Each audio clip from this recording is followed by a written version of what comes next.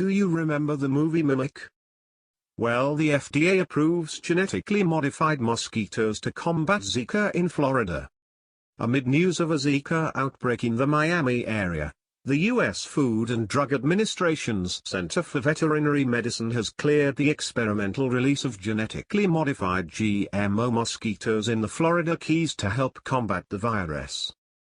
The agency also concluded that the proposed field trial will not have significant impacts on the environment on the food chain, for instance, after considering thousands of public comments.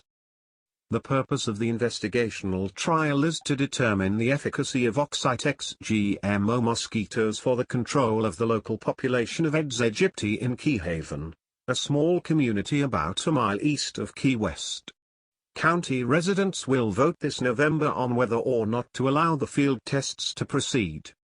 The mosquitoes in question were created by Oxitec, a UK-based biotech firm that specializes in insect control.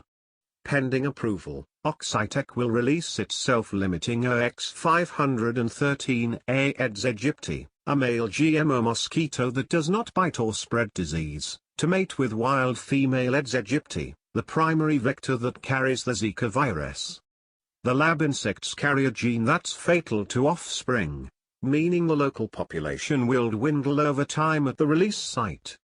We've been developing this approach for many years, and from these results we are convinced that our solution is both highly effective and has sound environmental credentials, Oxitec's CEO Hayden Parry said. We're delighted with the announcement today, on August 5th, that the FDA, after their extensive review of our dossier and thousands of public comments for a trial in the Florida Keys, have published their final view that this will not have a significant impact on the environment. We are now looking forward to working with the community in the Florida Keys moving forward.